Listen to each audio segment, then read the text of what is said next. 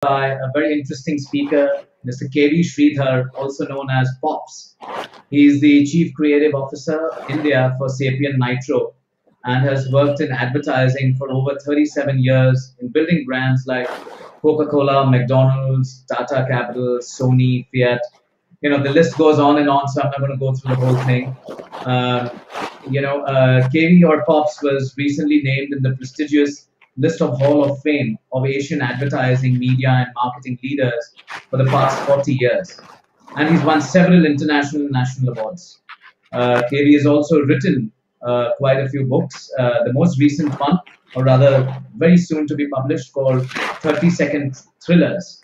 And before that, he's featured in two more books called What's Changed 25 Years of Liberalized India and Buland Bharat Ki Buland Tasveer, which is a chapter in this book.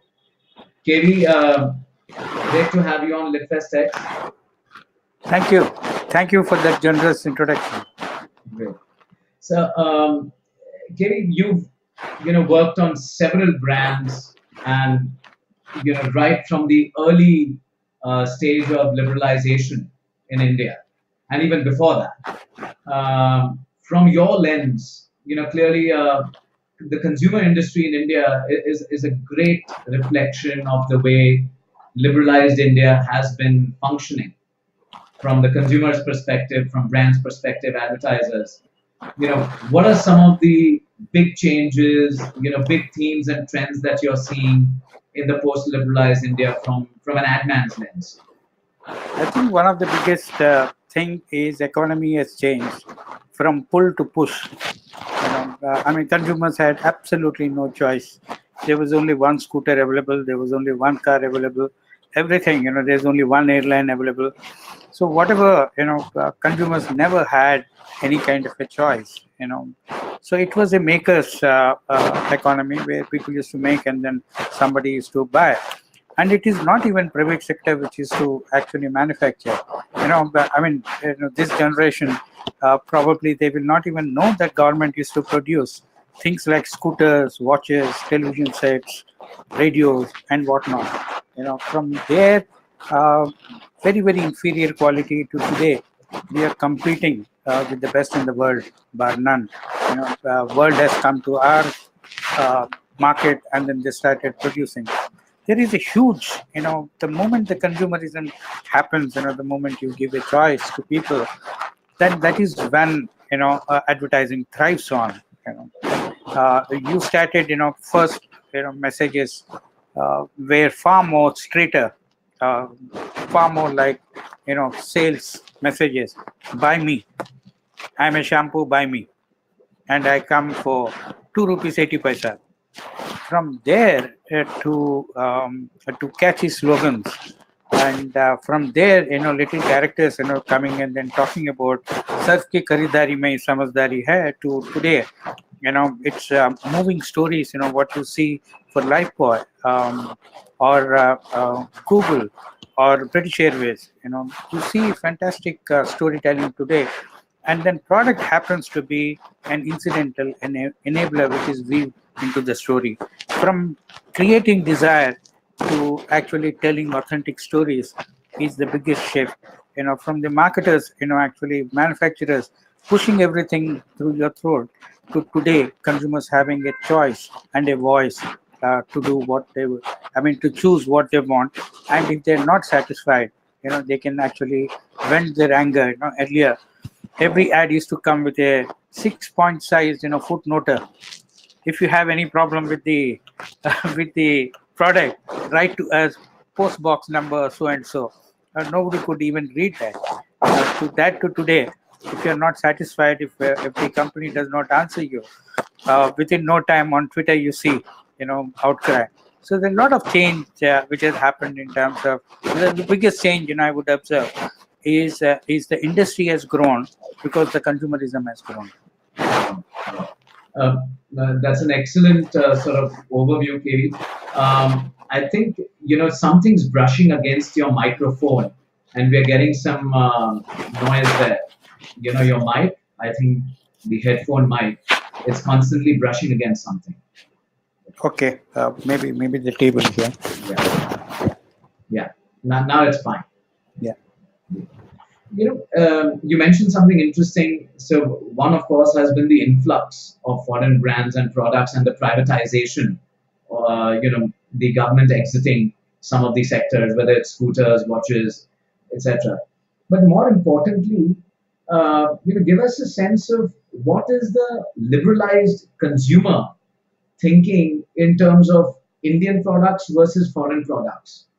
There was an entire movement decades ago where it used to be a matter of pride to say that I'm Indian and I'm buying, wearing, consuming Indian. And then there was a wave of saying everything that's imported is good.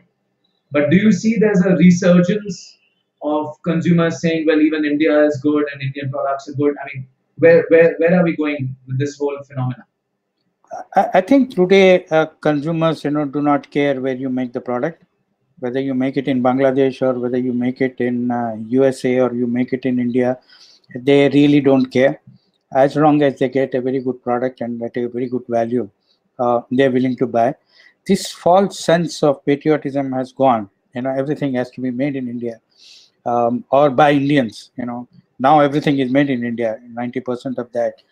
But should be made by Indians. All that has gone. There was a time just before the liberalization, when the entire talk was happening, was opening up the economy. World Bank was sitting on our head, and you have a new government just coming into power. You have the youngest prime minister ever, and then you have the Chalukya of Indian economics, and then the politics. P.V. Narasimha Rao at the helm. So, I mean, before that, it was unheard of the kind of things which we are talking today, because our entire outlook was far more socialistic. Government should make so that people will not be cheated. If a private company makes, they make money and then people will be cheated. Therefore, the watches and scooters, essential things are made by government. And it was such a protected economy. And then somewhere, this entire thing of we were caught between the socialistic and also the capitalistic economy. We didn't know where to go. And then finally, because of the crisis which had happened with the World Bank and IMF loans, so you had to take a hard call on the future of Indian economy. And then the moment that has happened, suddenly, the lot of companies started looking back into India. Mind you that in '77, Coca-Cola was shunted out of India. All the foreign companies were shunted out of India. And then suddenly, when the talk has happened that all these companies will come back, and we are going to liberalize many sectors, the Indian industry was up in arms. I mean, one of the things, Buland Bharat Ki Buland Tasveer was a metaphor of how the Bajaj reacted to such a thing, and then build the Indian pride, asking people to resist this foreign brands. But that was the protective nature, and then Indian industry never had the confidence to really make a world class product. So there was quite a bit of debate and struggle which has happened for Indians to really change. And at the same time, mind you, another big thing which has happened, which is in the service sector. You have got Infosys, Wipros of the world, Narayan Murthy and Premji of the world have actually conquered the world and then came to India, and suddenly showed people that no, it's not a bad thing. Correct? It is not just importing. We can even export knowledge, and all that has led to acceptance of a lot of foreign brands into India. And initial stages, it was all how much of equity you are willing to part with a foreign company. Correct. In some cases, it was just 10%. Even in advertising industry, it was just 10%. Correct. It was a minority stake which foreign companies can have in advertising and media, and then slowly it started getting increased. But even though the 10%, which was allowed in many sectors, was a clear indication that India is getting ready, and the Indians wanted to actually collaborate and then learn and then improve their quality. So before that, we never had exports. We had only imports, and then all the time we used to curse everyone that you can't import. correct. There is no foreign exchange. So all those issues, compounded to really make India slightly open up. And then after that, there was no looking back. Even this government, when they came to power, one thing they did not change is the pace of the progress. In fact, they have actually stepped it up. So that is the biggest change from then to now in terms of our outlook. Today we don't really care about where the knowledge is coming. We'll go and then tie up with a Chinese company or a Swedish company, and then start making the bullet trains in India. It really does not matter. It is all about progress. It is all about connected world. So the outlook has changed in different phases, from protective India to slightly accepting the foreign companies, and then learning to collaborate and learning to really have a quality conscience, and then really making better products. And now we are making as good products as anywhere else in the world. So therefore we are able to export and also use for the domestic market. So how did that confidence build over a period of time? So it is our own openness, how the industry has really embraced. In fact, the industry is two steps ahead always from the policymakers. Policymakers are trying to catch up, and industry now today is far ahead. At one point in time, policymakers have to go and then call all the industry leaders to have a dialogue, saying that no, we need to open up the economy. We will protect you. We will not give allow them to come and then set up everything here. So that was the entire thing, and from one time of labor, uh, correct, and we may lose jobs. Today, the young people are far more confident about finding a job anywhere, and then they have a choice the kind of jobs that they want. So that's the transformation which has happened, that actually led to very healthy industry, and then industry growth is what actually led to a lot of growth in many sectors, whether you see sports or television.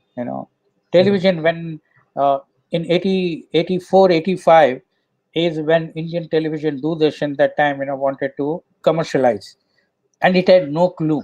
And then the people who were managing Doordarshan that time were all came from All India Radio.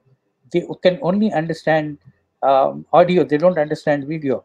So they had no capability of actually creating content. And then the earlier content was actually produced by Doordarshan and paid by Doordarshan. Suddenly they realized that there is something called commercialization, and that they didn't know how to put ads on television. So they actually invited, advertising agencies and media houses. They all went and then educated Doordarshan, and then started this entire sponsored program, where you get daily soaps with 3 minutes to 6 minutes free a time to air ads. So such was the industry, when we were just opening up. And today you can see we have more than 1,000 channels, and then regional channels are growing, much rapidly than the national channels. And then suddenly that opened, media uh, opens up a lot of things. Media opens up economy, education, to small scale industries, to everything. Wherever media goes, everything else follow. I think the regional media has really helped. The regional television has really helped for the Indian bread brands to really come up. And then today, whether you are comfortable with a Haldiram, as comfortable as you are with Lays. So you don't make a distinction between both, and all kinds of brands coexist today. And it is the consumer no need they pick up. There is no big sheen which you get. If an Armani made in Bangladesh versus Armani made in India. But you mentioned about television and sports in that sentence. Clearly, both of those industries, sports and television, have now combined to, you know, emerge as a really powerful source of economic enterprise in India. And where do you see that progressing, given the new element of digital that's come into play? And pretty much in the last sort of year and a half, 2 years, especially in cricket and kabaddi, football. So where do you see that emerging? See, I think that all mediums exist. The role of the medium will change. For instance, when we were doing advertising in late 70s and early 80s, print was the medium through which we used to tell emotional stories. It was the power of written word, and then the visuals which made people cry, laugh, all the stories used to be told. Then came in television, and suddenly we discovered that television is not for selling soaps, but television is also for telling beautiful stories, where the benefit of a soap can be woven into it, like a moral story. The moment we understood that, we started creating a lot of stories with greater emotional connect with people, and that's when advertising has become far more popular than even the soaps at one point in time, because Indian advertising had beautiful stories to tell to people. And so television, print die when television came in? Print still growing at 15%. So it didn't, it found a new role. So instead of thematic advertising, now print has become far more transactional, informative. You see a lot of real estate has taken over. Earlier you used to see services and FMCG and durables, and now you see a lot of online guys announcing their sale. So it has become a little more transactional, while television played the role of emotional content. Now, last 4 to 5 years, that has shifted again. Television has become a very rational recruiting medium, and then you see, because television has become so expensive that you can't buy more than 20 seconds. You can't build an emotional story within 20 seconds. Therefore, you are restricting that to a reminder medium or just a saliency medium, where you can actually increase the saliency. And beautiful stories have been told on the internet. And apart from this, the consumer behavior and then the cycle has changed, purchase cycle. There was a time when we used to use television very effectively. Is the time when there was a purchase cycle where you create a desire. So you show a beautiful ad. And then once you create the desire, they seek more information. Next day morning, your newspaper would show you more information. Then you actually make a choice. So magazines used to give that why you are better, little more information vis-a-vis somebody else. And then you actually go to point of sale, which actually acts as an impeller for you to pick up the product. And then you buy the product. So this, even for a shampoo, the life cycle, the entire buying cycle used to take a week. If it were to be a car, it used to take 3 months to 6 months. The entire discovery to information to really get into all that, and there was no financing either. And so that used to take. Now the entire purchase cycle has compressed. Now you buy on the spot. At 12 in the night, you see an outdoor hoarding, or you see a little Facebook post that somebody has bought something, and then you immediately download, or you just order it online. So what happened to this entire purchase cycle? Then what happened to television commercial? So it is not television which is creating desire. It is one of your friends who bought the product, has put up a post. What they did with that product has created that desire in you. So this entire, the consumer journeys have muddled up now. Now we are living in a very connected world. You don't know from where, consumers will come in at which medium and which channel. So therefore, it has become a little more complex. Now, what we actually do is we go to the consumer first and track the consumer, and then give all the information which they seek, whether it is transactional, functional, or emotional. So we work backwards from people. So now people first, and then everything else will come later. Very interesting. And in terms of, we've completed several years after liberalization. Like we've all discussed, things have changed. And there's a new wave now where Indian companies have become far more globalized. We have conglomerates from India with operations in several countries, where they are either buying plants, setting up plants, or even acquiring marquee global brands, which have stood the test of time. In that sort of a scenario, what do you think is the ambition, or what is the way forward for some of the homegrown brands from India? Do you think we have it in us to go out and take center stage on a global platform? Absolutely. It took us, almost 50 years. I'm talking about 10 years back before cell phones came in. Uh, uh, it took us 50 years to cover one tenth of our country with telephones. It took less than 2 years for Bangladesh to cover entire country with mobile phones. So technology and then the adoption always makes things quicker and then Yeah. easier. So we don't have to go through the entire journey of fighting with so many big companies. I think, if you were to ask me a question, maybe 30 years back, how long a business would survive with its current model, I would have said 50 years. If you were to ask me 20 years back, I would have said 20 years at least. Today, the business relevance, if the model does not change, only lasts 5 to 6 years. So the business models are changing. So you don't have to make heavy investment, buy factories, because that's not the way people are consuming today. Today you don't put, today if you wanted to start a company or a mobile automobile company, would you put up a huge plant and then start making a car the traditional way? Then you say that no, I'm into transporting people, and then you start an Ola. Because from owning economy, now we have shifted to sharing economy. So today a lot of models, now business models are changing completely. And because of the Indian younger generation, and then the way they're embracing this entire newer technologies and newer ideas, and they don't need anyone, they can do it themselves, you know and this entire skill India and also the startup India and then stand up India, all that reassurance, they aren't doing much, they're just reassuring kids, go and then discover yourself.